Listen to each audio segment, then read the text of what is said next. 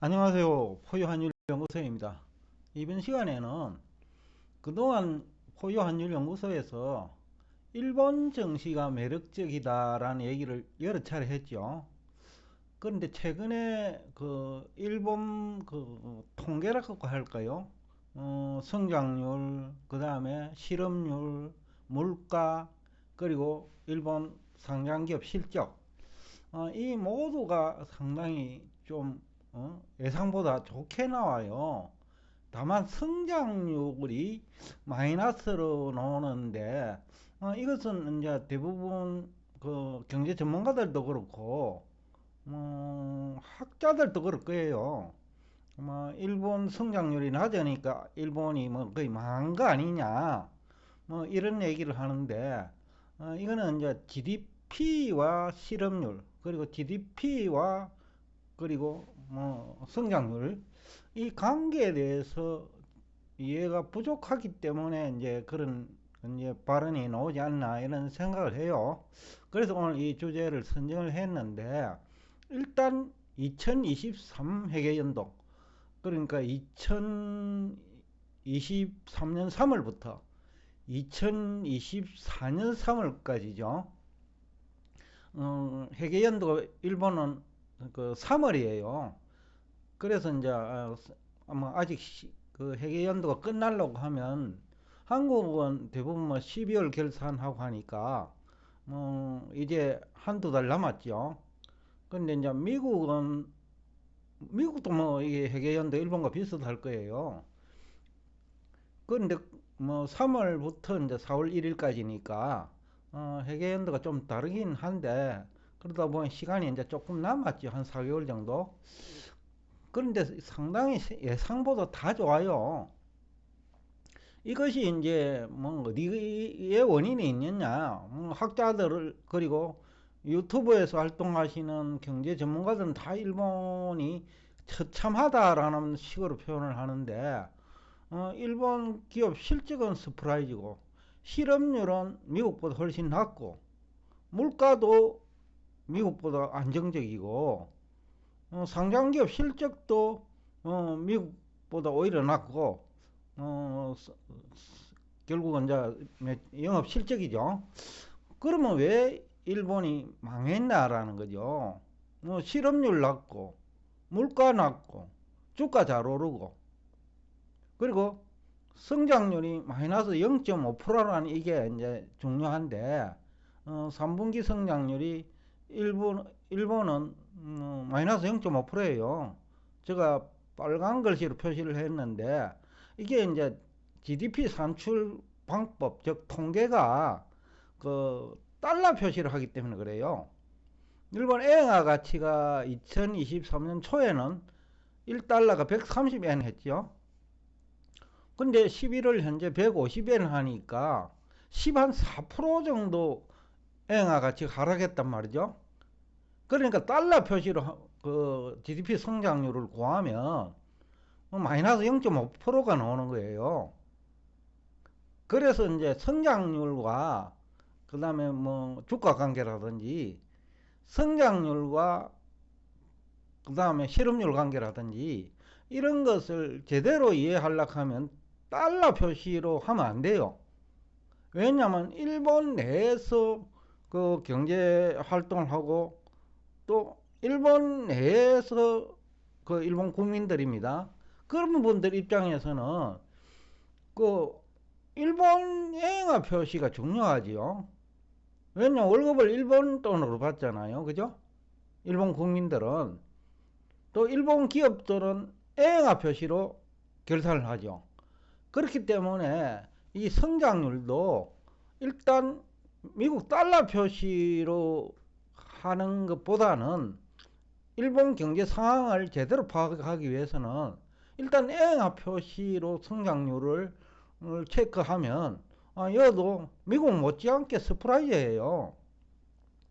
그럼에도 불구하고 이제 대다수가 달러 표시로 그 표시한 미국 일본 성장률을 가지고 일본 경제 망했다, 그런 얘기를 많이 하지요. 근데 국제 간에 이제 달러 표시 비교가 일본처럼 그 의도적으로 N하 가치 하락을 유도한다면 달러 표시로 비교한다는 자체가 큰 의미가 없어요. 왜냐면 시장 기능에 의해서 N저라고 하기보다는 일본 은행과 일본 상장기업과 일본계 펀드라 하나요? 국부 펀드 그런 것들이 이제 N화 가치 하락을 유도하고 또 외환 시장은 그 일본이 주도하고 있거든요. 특히 달러 인덱스 시장과 N달러도 마찬가지고요. 그런 측면에서 이제 우리가 이해를 하고 접근을 해야 된다라는 얘기를 하면서 오늘 일본 기업 실적을 보면 일본 상장 기업 중에서 이제 좀 우량 기업들 약 한 1000여 개를 보면 3년 연속 최고 실적이에요. 그러니까 2021년에도 그때는 최고, 2022년에도 그때도 최고. 올해 2023 회계연도인데 아직 한 4개월 남았지만은 당초에는 이 예상이 얼마였나 하면 한 6% 정도 성장할 거로 봤어요. 실적이. 근데 최근에는 제조업은 전기 대비 지난해 그러니까 3분기 지난해 회계연도 이 대비로 하면 14%까지 성장을 했어요. 그러면 GDP가 기업이 창출하니까 앞에서 얘기한 대로 그 달러 표시로 하면 마이너스 0.5%지만은 기업의 순이익이라든지 물론 순이익은 매출액 증가율보다는 일반적으로 높아요. 그러니까 손익분기점 그 매출액이 있기 때문에 매출액보다는 순이익 증가율이 높다고 하지만은 일본 기업의 순이익을 놓고 보면 제조업이든 비제조업이든 영업 실적이 그 지난해 대비 훨씬 좋아졌다 이거죠. 예상치만 하더라도 지난해가 아니고 지난 9월 6% 정도 호전될 거로 봤는데 지금 최근에는 거의 13% 정도 실적이 개선될 거로 지금 전망하고 있거든요. 그만큼 이제 일본 기업이 좋다라는 거예요. 우리 경제학자들은 일본이 나쁘다라고 얘기하는데 실업률이라든지 주식시장이라든지 상장기업 영업실적이라든지 나쁜 게 없단 말이죠. 그래서 통계를 우리가 해석할 줄 알아야 되는데 단순히 그 수치만 가지고 얘기하면 통계도 이해를 한 것이 아니고 암기한 거예요. 그래서 성장률을 달러 표시로 하는 것이 가지고 있는 문제점도 함께 체크하고 이해를 해야 되는데 그 수치만 그 3분기 성장률이 일본은 마이너스 0.5%고 한국은 플러스 0.6%인데 그러니까 한국은 문제가 없고 일본은 마이너스 성장률이니까 이거 심각하다. 그런 식으로 얘기하는 분들은 GDP에 대한 이해가 부족하다고 해도 과언이 아닐 거예요. GDP를 이해한다는 말 자체가 그 수치를 이해하는 게 아니에요. 산출 방법을 알아야 되고 그 GDP와 물가 관계를 알아야 되고 GDP와 주가의 관계를 알아야 되고 GDP와 그리고 환율 관계를 알아야 되고 또 환율에 따라서 GDP가 바뀔 수 있다는 것도 이해할 때 GDP를 이해하는 거예요. 근데 우리 대부분의 공영방송도 그렇고 경제학자들도 그렇고 GDP를 이해하는 것인지는 알 수 없지만은 저는 그렇게 생각하지 않습니다.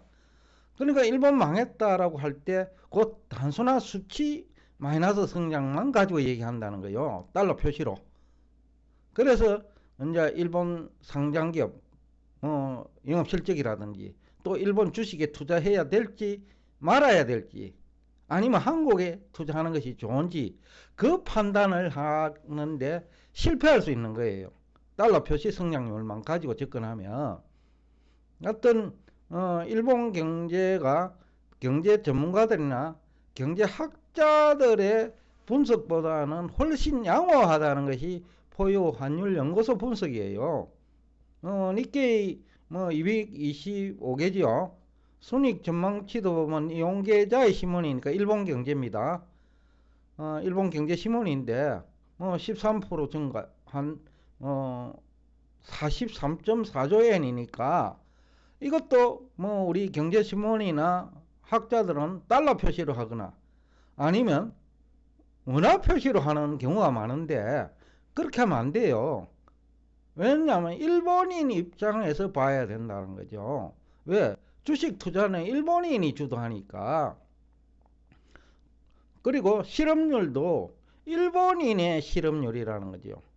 월급도 엔화 표시로 월급을 받는다는 거죠. 일본 국민들 대부분이 외국계 기업에 외국에 나가 있는 사람은 모르지만은 일본에 있는 외국계 기업에 근무하는 사람은 일본 돈을 받는다는 거예요. 그래서 엔화 표시로 이해를 해야 된다.